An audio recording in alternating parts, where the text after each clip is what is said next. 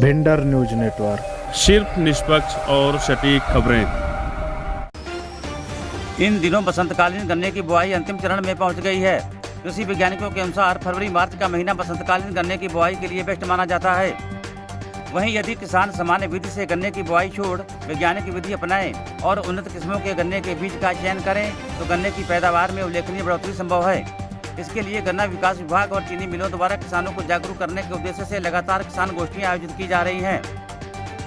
इसी क्रम में लखीमपुर खीरी जनपद में स्थापित किसान सहकारी चीनी मिल बड़ानगर खीरी तथा गन्ना विकास विभाग के तत्वाधान में पीलीभीत जनपद में ट्रांस आरदा क्षेत्र के अंतर्गत ग्राम भरतपुर में बुधवार को बसंतकालीन गन्ना बुआई को लेकर एक किसान गोष्ठी आयोजित की गई थी। इस गोष्ठी का मुख्य उद्देश्य किसानों को गन्ने की खेती में नवीनतम तरीकों को अपनाने के लिए प्रेरित करना और पंचामृत खेती करके उत्पादकता बढ़ाने हेतु किसानों को जागरूक करना था। इस कार्यक्रम की अध्यक्षता चीनी मिल उपाध्यक्ष इंद्रदीप सिंह और बटन ने की थी।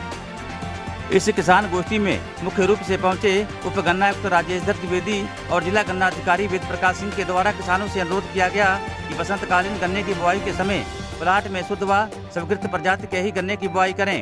इसके अलावा उप गन्ना आयुक्त द्वारा बसंतकालीन गन्ने की बुआई में बीज एवं भूमि उपचार के महत्व, फ्रेंच विधि से गन्ने की बुआई, गन्ने के साथ सहफसली खेती करने, रोगरोधी गन्ने की किस्मों की बुआई के बारे में जानकारी देकर किसानों को जागरूक किया गया था। वहीं प्रधान प्रबंधक शादाब असलम द्वारा किसानों को उनके संपूर्ण आपूर्ति योग्य गन्ने की पेराई कर ही चीनी मिल बंद करने हेतु आश्वस्त किया गया था।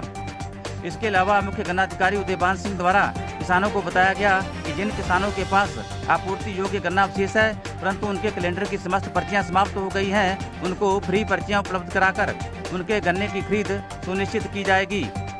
इस दौरान किसानों ने भी अधिकारियों से संवाद कर अपनी समस्याओं को उनके समक्ष रखा था।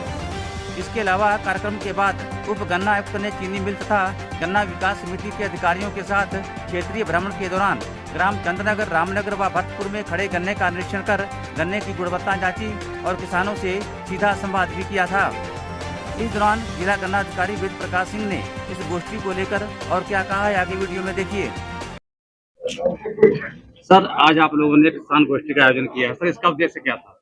इसका उद्देश्य हमारे किसान भाइयों को इसके लिए जागरूक करना था कि जो भी गन्ना प्रजातियां बोएं वो मिक्स न बोएं, मिश्रित प्रजातियां न बोएं, शुद्ध प्रजातियां बोएं और जो उत्तर प्रदेश सरकार या भारत सरकार द्वारा उत्तर प्रदेश के लिए रिकमेंड की गई हैं संस्तुत प्रजातियां बोएं। इसमें कतई मिक्सिंग न करें, रिजेक्ट प्रजातियां, अस्वीकृत प्रजातियां कतई किसान भाई न बोएं। इसलिए उससे जहाँ किसान भाइयों का नुकसान होता है, 45 रुपए कम रेट मिल रहा है, वहीं हमारी चीनी मिल को नुकसान होगा।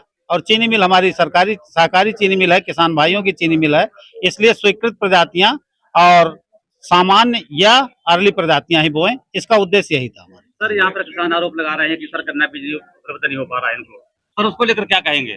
देखिए, गन्ना बीज ऐसा है कि जो अलॉटमेंट होता है उसके हिसाब से ज्यादा संपूर्ण नगर और बेलनाया को दिया गया है। फिर भी हर किसान के लिए बीज की मात्रा ज्यादा आवश्यक होती है। 1 हेक्टेयर में लगभग 60 से 65 कुंटल बीज लगता है। तो सारे किसान सोचें कि जो वैरायटियां मिल रही हैं शोध केंद्रों से वही मिल जाएंगी, ये संभव नहीं होता। किसान भाइयों को इस गोष्ठी में बताया भी गया कि अपने जो खेत हैं उसमें जो स्वीकृत प्रजातियां हैं उसका अच्छा स्वस्थ और रोग रहित कीट रहित बीज बोएं, या अपने पड़ोस में जो अच्छी प्रजातियों के बीज लगाए हैं किसान भाई उनसे भी लेके बोएं। विभाग पूरा प्रयास कर रहा है कि अधिक से अधिक किसानों को ये हम अच्छी प्रजातियों का बीज उपलब्ध करा सकें। ठीक है सर, धन्यवाद। Thank you.